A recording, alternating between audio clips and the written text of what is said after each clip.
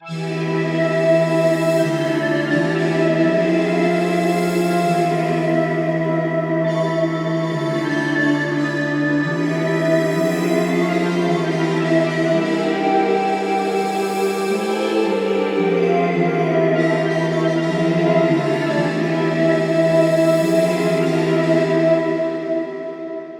हैं कि इस दुनिया के अलावा भी एक ऐसी दुनिया है जिसका नाम भी नहीं ले सकते। वो अपने आप में एक अनोखी दुनिया है, डरावनी दुनिया है। कुछ उस पर यकीन करते हैं, कुछ नहीं करते।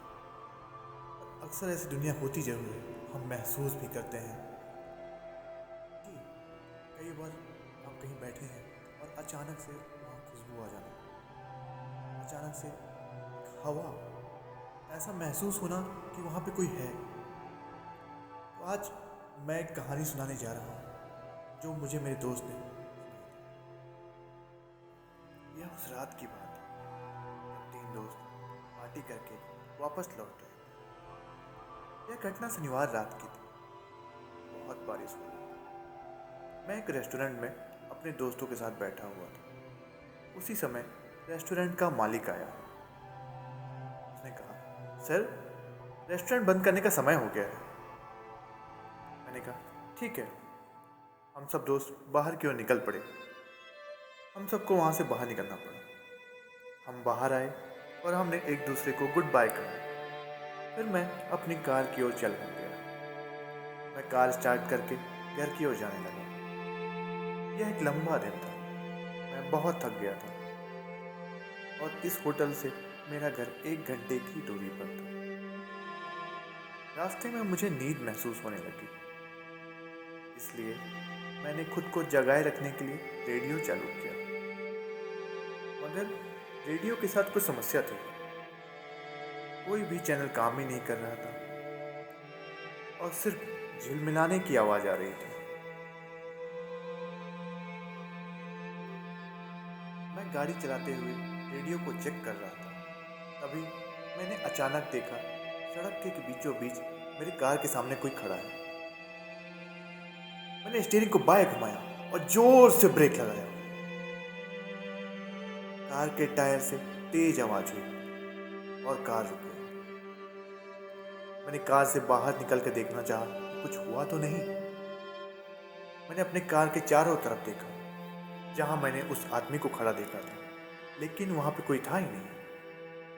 ना ही कोई टायर के निशान थे और ऐसा कुछ भी नहीं था जिससे लगे कि यहाँ पे कुछ हुआ है। मैंने सोचा कि मेरा दिमाग अब मेरे बस में नहीं है, क्योंकि यह सचमुच एक बहुत थकाऊ भरा दिन था और मुझे बहुत नींद आ रही थी। मैं अपनी कार में वापस आ गया। कार को चेक किया, सब कुछ काम कर रहा था सिवाय रेडियो के। रेडियो को छोड़कर कुछ भी अजीब नहीं था। मैं इस घटना के बाद थोड़ा कमज़ोर सा महसूस कर रहा था। मैं धीरे धीरे अपने घर की ओर बढ़ने लगा और मैं रात के करीब 1 बजे रात अपने घर पहुंचा। जैसे ही मैं अंदर आया, मेरा फ़ोन बजा। यह विक्की था। यह मेरे उन्हीं दोस्तों में से था जिनके साथ मैं रेस्टोरेंट में बैठा हुआ था। हमने कुछ देर पहले ही खाना खाया था। हेलो मुबारक।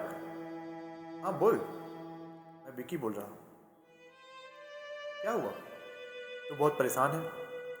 वह चिंतित था और उसने कहा, यह पूछने के लिए फ़ोन किया है कि मैं घर सुरक्षित पहुंचा या नहीं। मैंने उससे कहा, मैं ठीक हूँ। और पूछा, हुआ क्या है, तू इतना परेशान क्या है?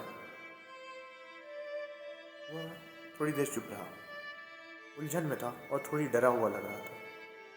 उसने कहा, यार मैंने घर जाते समय एक आदमी को देखा और वो बिल्कुल तेरी तरह था। सड़क के बीचों बीच खड़ा था।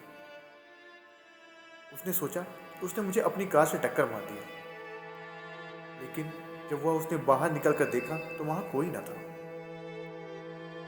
यह बहुत अजीब था, क्योंकि ऐसी ही एक घटना मेरे साथ भी हुई थी। मैंने कहा, मैंने भी यही चीज़ अनुभव की।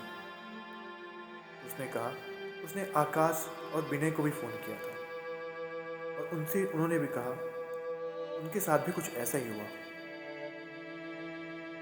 वह यह कहकर घबराना शुरू कर दिया। मैंने उससे कहा, अभी इसके बारे में ज़्यादा सोचो मत और बिस्तर पर जाओ और अच्छे से सो जाओ।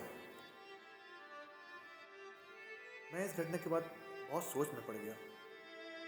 मैं भी थोड़ा परेशान सा हो गया। फिर मैंने सोचा शायद मैं बहुत थक गया हूँ। मैंने एक गर्म शावर लेना सही समझा। गर्म शावर लेने के बाद मैं सिर्फ सोने चला गया। पर मुझे नींद कोसों दूर थी। मैं बार बार सोचे जा रहा था कि आखिर आज हुआ क्या था। बार बार मुझे अपना वो चेहरा जो मेरी गाड़ी के सामने खड़ा था वो बार बार दिख रहा था।